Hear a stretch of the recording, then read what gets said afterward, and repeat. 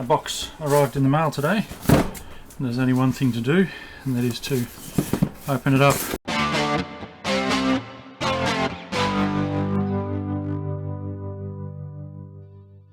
Oh, welcome back to the mini workbench. Fairly nondescript box, but we know exactly what it is because it's come from the Bosch Logistics Centre. This is the result of an accidental purchase, actually, but we won't get too deeply into that story, but it's a lot to do with having fat fingers, really. Luckily it was not very costly at all. So let's just open up this box and see what's inside. There we have it. It's a 125mm grinder from Bosch. Now these are actually really quite cheap at the moment, 750 watts. These are the household, is that the right terminology? These are the non-professional range, home handyman type range. It's always handy to have extra angle grinders. I already have two others. One's a battery powered one. I assume if we cut that, then we start to avoid warranty or start the warranty ticking. Yeah, so I've got one already that's actually a Bosch. It's a 100mm one, and sometimes 100mm is just not enough. And then I've got the Hitachi 125mm angle grinder, which I really love. But these are this Hitachi is about 6 times the price of, I think, of this Bosch, and I don't mind corded corded tools. So here's the animal here. It's about the heft that I'm expecting. Looks like there's a quick release mechanism there for the dust cover. I see a lot of people using their grinders without the dust cover on, which I think is just ridiculous. So you'll find me working out I'll work out how to put that on. Yeah, I think for the risk to your arms and hands from actually, not having that dust cover. I know some people find they get in the way, but to be perfectly honest, I'd rather have a dust cover in my way and bump that than a spinning grinding wheel.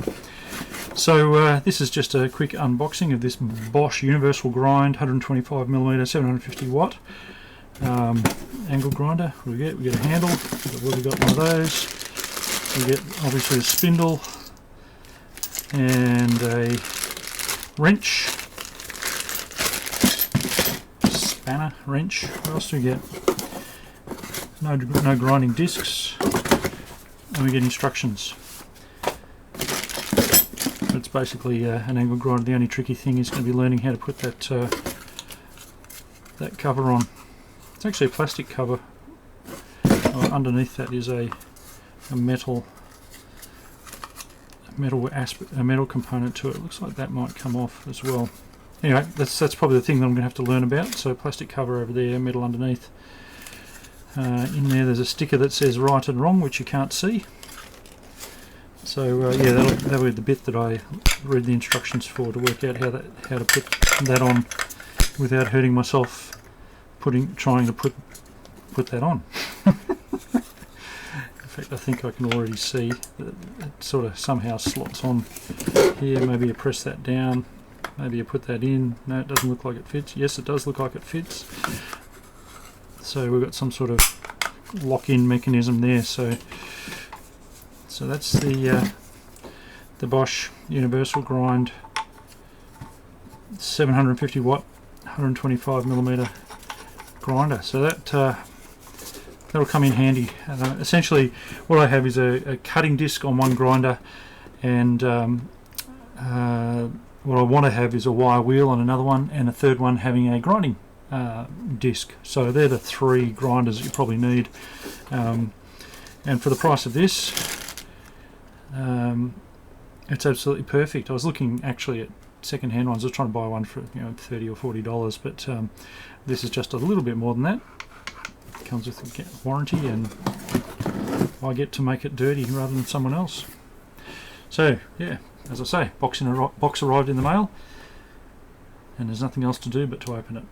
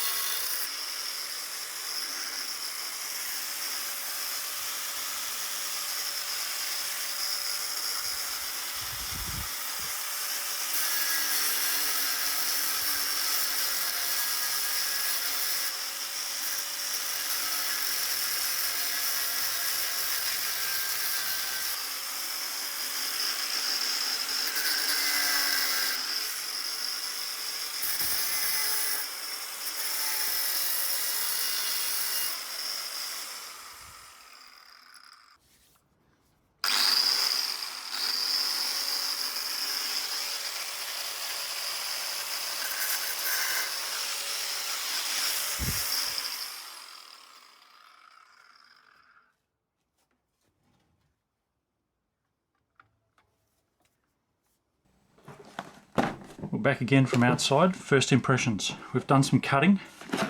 Only used the cutting wheel on an old mini sort of bench that I've got outside that I've in the middle of modifying for another purpose. But let's talk about this product. So remembering this is the 750-125 Universal Grind. First thing, one of the objectives here was to have things readily set up so that you don't have to go changing things, undoing wheels and all that sort of stuff between jobs or during a job, putting on a different wheel.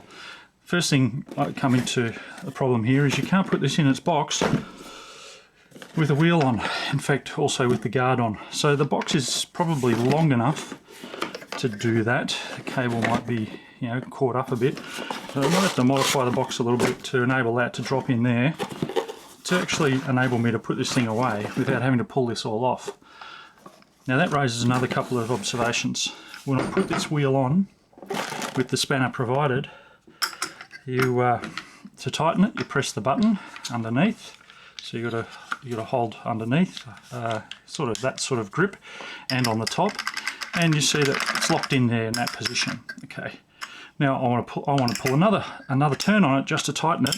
I go to put it in here, and look at that, different size hole spacing in here as compared to there. Now they're probably making a nut there that's universal, but that's the position here. The next lock position, I've just let the lock off underneath, turning it around. The next lock position is the same position. Turn it around. The next lock position is way over there. Now that's in a position that's actually very difficult to get leverage on. You want something here where you've got leverage. So that's interesting. I don't like that. Now, interestingly, I've got another Toshiba which has a wider spacing, and it actually fits into that wider spacing. So there's some level of standardization in terms of sizes here, but that's a bit silly. You know, that's just a bit silly for this particular machine. Now I put it over here to position to unlock. Very hard to get any leverage. All right, I had to lever that against the bench to get some leverage, and now we're loose. Other observations. I put this on. You know, the disc is fairly close to the guard when I put that in position. Let's put this in here. Goes in one position. Put the disc on. Apologies, it's a Makita disc. Sorry, Bosch. Makita were just the ones that the shop had.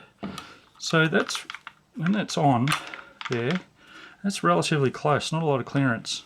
There's enough. It obviously works, but it's just a curiosity. It's very, very much over this side. Now, obviously, you know, with wider wheels and with spinning wire discs, that makes sense to have it positioned over there. But it's just a bit ungainly because you've got a lot of distance out here where it gets in the way if you want to close cut something.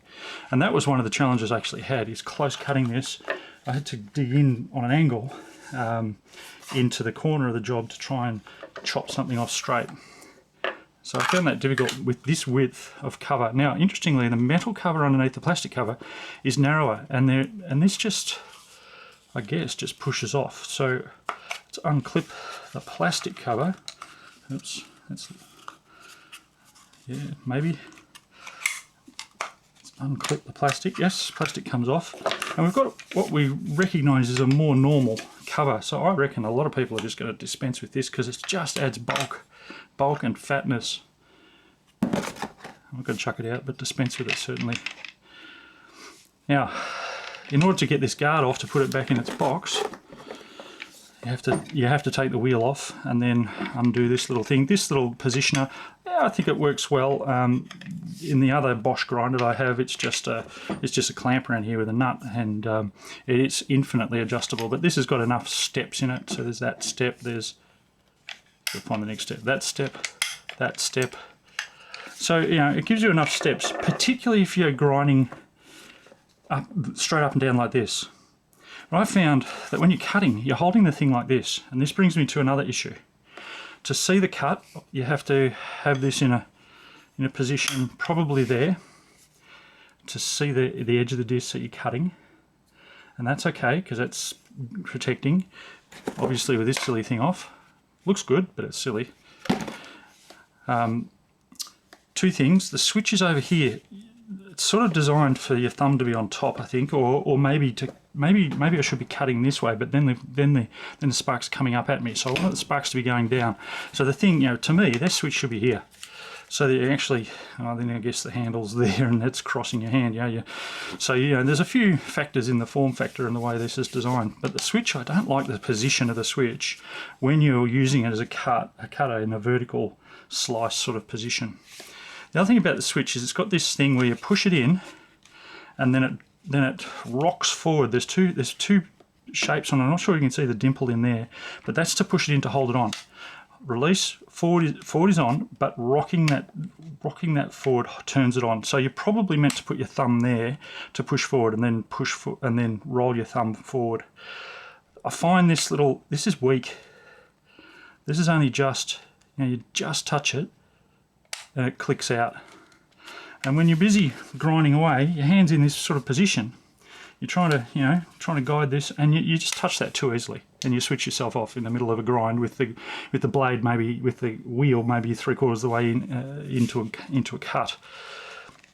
Now this is a later version of the same thing that I've got on my earlier Bosch grinder, but it's just a lot more solid, and it's actually got a lip sticking up, so it's easy to push. So it's more of a one push, more of a slide your finger forward, and it engages it. But this one's not as positive in terms of engaging that, and the actual detent, you know, that holds it just feels like it's only holding on by, you know, it almost feels like it's holding on by the thinnest of plastic, and it's so light you just touch it and it drops out. So I reckon that's a big weakness. It's good that it's got this. My previous one doesn't have that to engage the lock. That's great. I don't mind the guard. I like, you know, someone's thought about a mechanism for it, which is fine. Now I've done all that, taken all this off, this stuff. I can now put it away in its box. I try and use the box for most things until the box deteriorates to the point where it's useless, because, you know, I'm just putting things in my cupboard. There is a hole in this box, but it doesn't match the actual product. It's really curious, so you have to sort of tip it down in there. The other thing I would like is just something to hold, you know, just something to bundle the cable up. It came with a piece of bread tie, but they're my first impressions. What do I like? Price, absolutely. This is a very cheaply made, cheap item. Oh, one last thing I didn't mention. First thing I noticed when I started grinding in, this hole is a hole into the casing. I can feel something in there. Now I don't know, it doesn't feel like it's gears or anything, so I think it's probably by design isolated from the gearbox. But that's a curiosity, that's just a hole straight into a cavity. Could be just a manufacturing issue, I don't know, you know, and we're going to touch any mechanism there. But that's just going to fill up with junk. I actually blew air through it. It's a hole all the way through. I don't know whether it's part of this cooling duct. I haven't got in there. But just a curiosity. In my other ones, that's a blind hole with a bottom to it. Now the issue with a hole with a bottom to it is you can screw something in. Maybe if something's got a longer thread than what the original intended thread size was, screw in a longer thread and you just break out the bottom of the hole is the possibility if you screw it in tight enough. But anyway, that's just a curiosity. I don't think it goes into the gearbox. Doesn't make sense that it would. I'm not going to take this off to check because I just don't want to dive into the gearbox. Leave it as it is. Anyway, just a few comments and feedback. Do I like it? Absolutely. That's exactly what it wants. It's a little bit more powerful than the 100mm one that I've got. Feels more powerful. It's a nice weight. It's a nice size. I've got large hands, but it's a nice size. I think there are other options in other brands which are probably nicer to hold. But as a low cost, as a low cost addition to the set of angle grinders, I think it's a good one. I'm not saying it's a great one. There's a few idiosyncrasies with it that mean that it's not, you know, it's not going to be the first one I pull off the shelf when I go to grind something.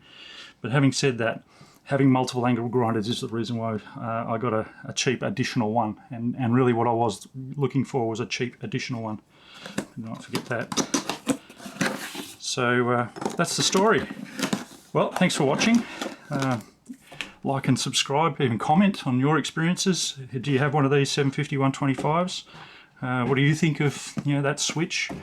Yeah, overall opinion. Yeah, I like it. It is what it is. It's one of those sort of tools. And being a Bosch, look, as a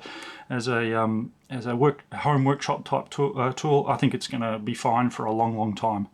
But for, I think it was 60 something Australian dollars, I can't complain too much at all. That switch I'll be watching though. Thanks for watching, and like and subscribe maybe for some more videos of my experiences at the mini workbench.